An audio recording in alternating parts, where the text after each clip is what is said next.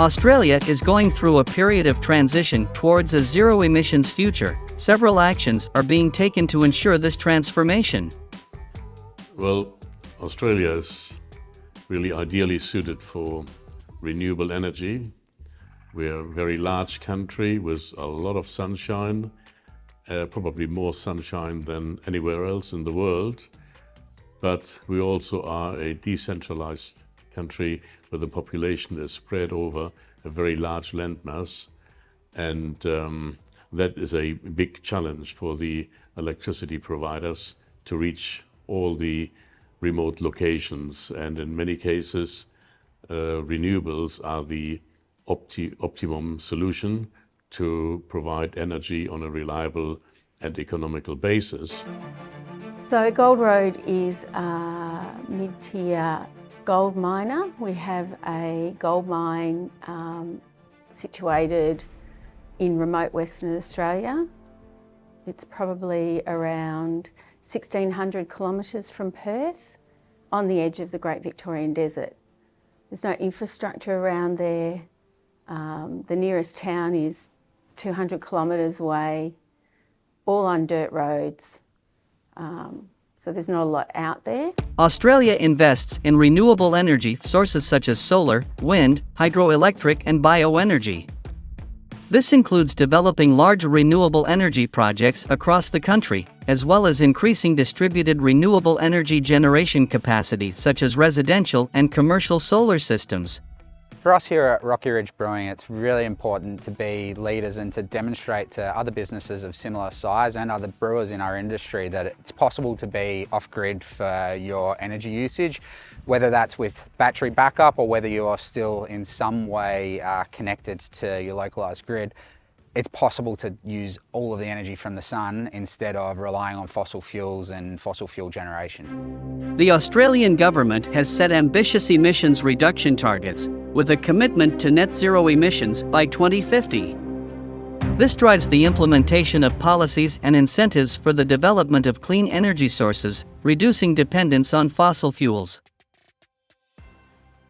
It is important to know how the compensation system for renewable energy production works in Australia.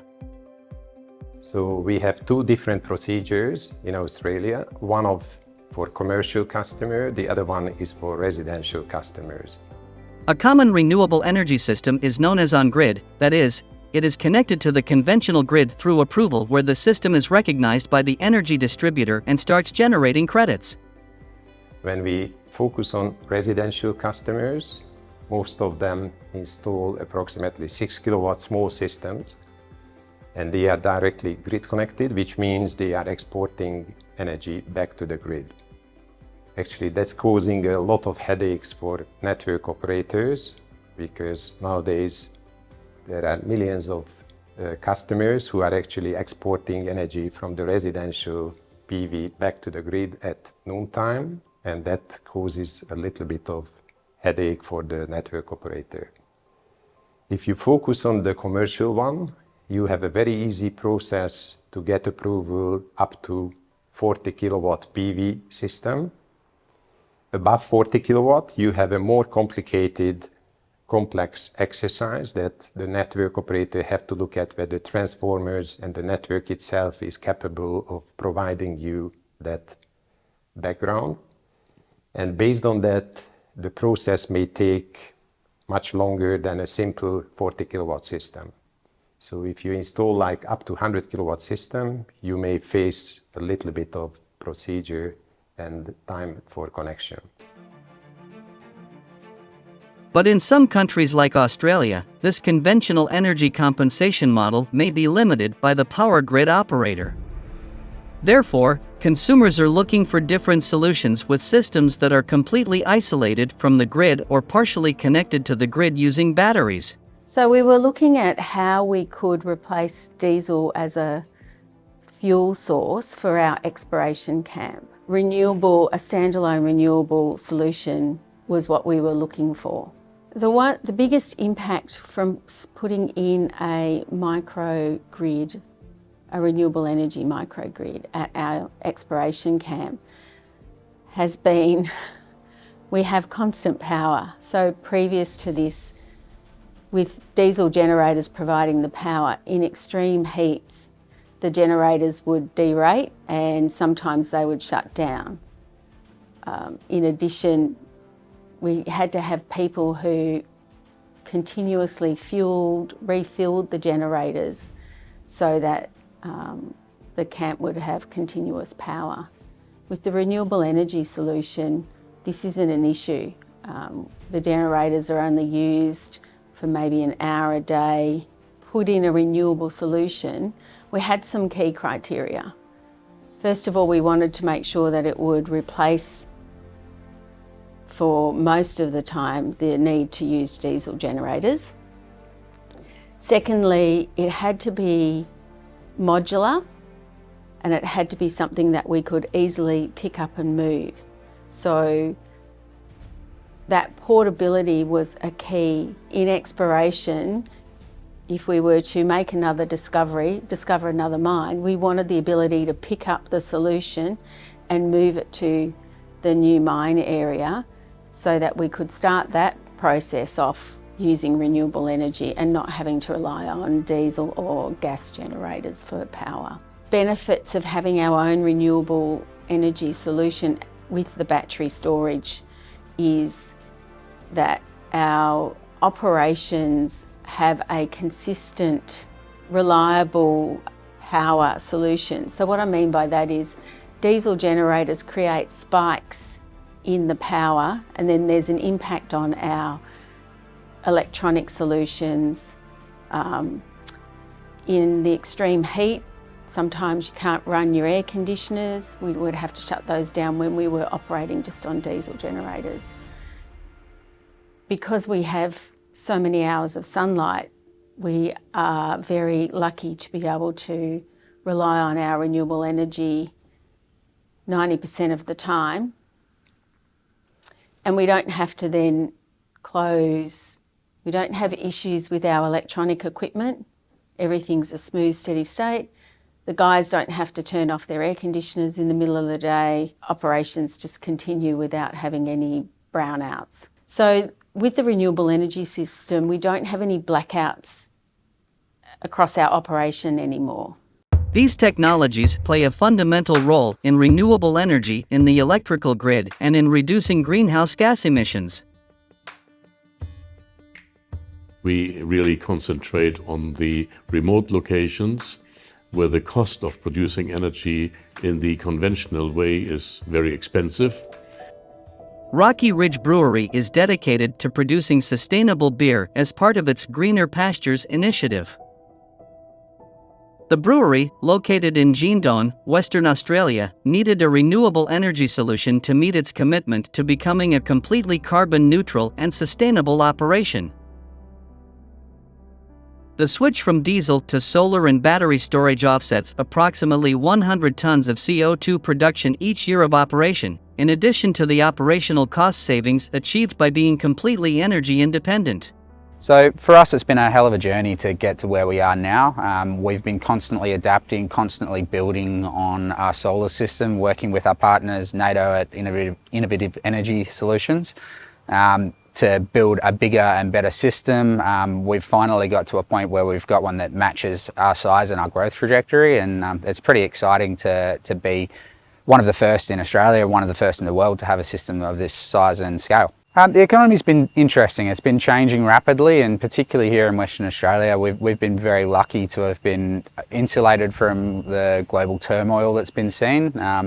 That being said, we're always ready for the next changes and the next challenges that'll come to us, but overridingly it's been really positive. We've been very lucky.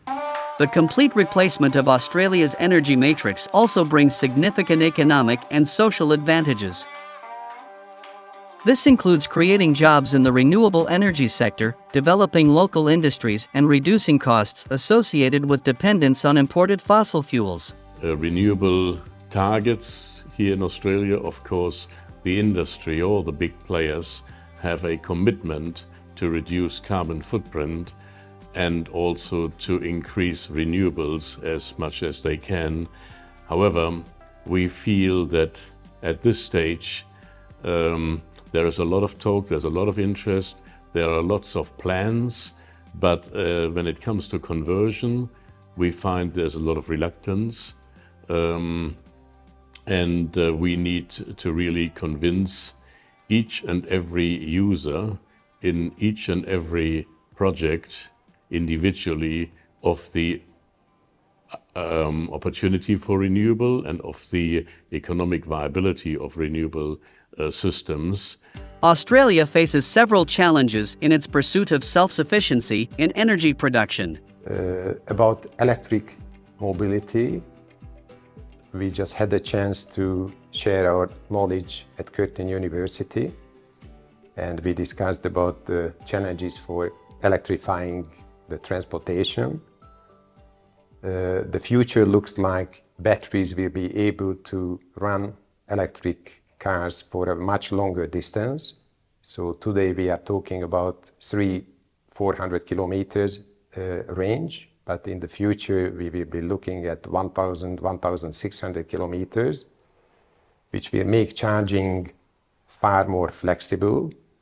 And that means your actual charging time won't be restricted, that you have to spend so much time at a certain location before reaching your final destination. So with EV charging, I'm more optimistic that first, the distance and range will make it easier. The second, that technology will improve. And the third one is actually the so-called network operators will be using a smart charging technology, which will enable batteries to charge whenever it's needed or when the price of electricity is the cheapest. The transition to electric vehicles is gaining momentum in Australia. Growing charging infrastructure and government incentives are driving the adoption of electric vehicles, reducing dependence on fossil fuels and greenhouse gas emissions. Today, Expedico Solar got to know a pilot project up close to neutralize emissions also in public transport. The electric vehicle charging station powers Australia's first electric public transport bus, a landmark project in the government's drive towards environmentally sustainable public transport practices using a high-voltage electric vehicle fast charging station, a said 100 kilowatt solar photovoltaic and a Tesvolt 307 kilowatt-hours high-voltage battery storage system. The Tesvolt modular battery system stores surplus solar photovoltaic energy generated during the day, and uses this energy to recharge the electric bus in the garage at night, 100% green energy.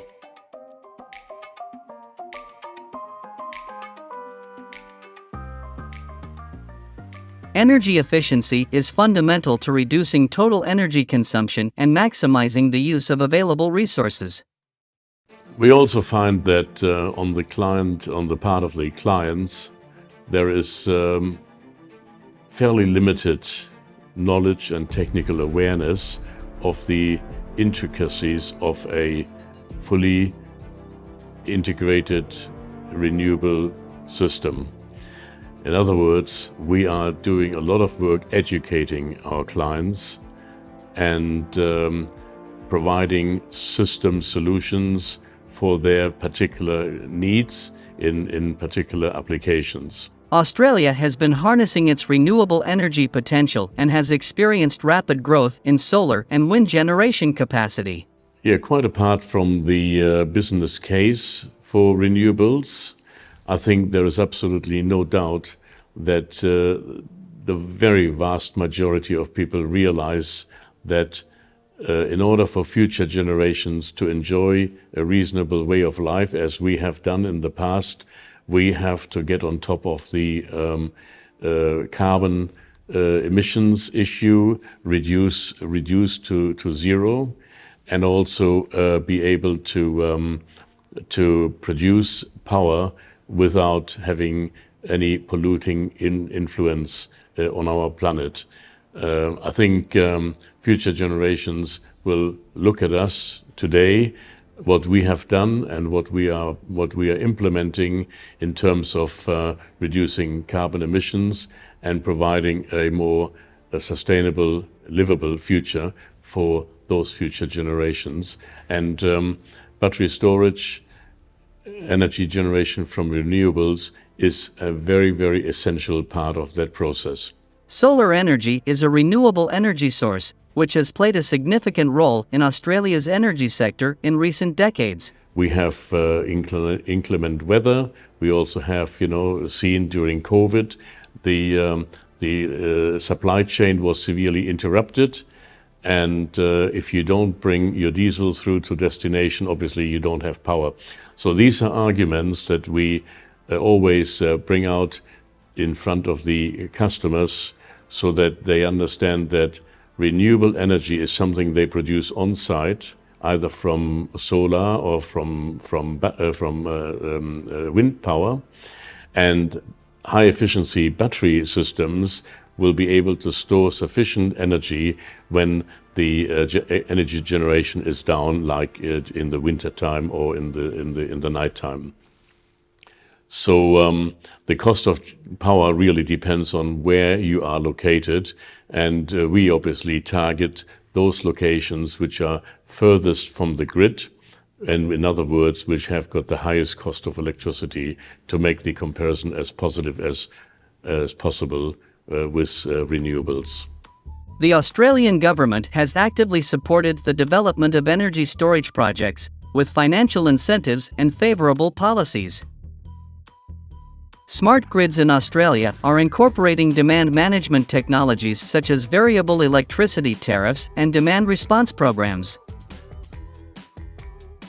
This helps to balance energy demand and supply, optimizing the use of the electrical grid and reducing the need for investment in additional infrastructure.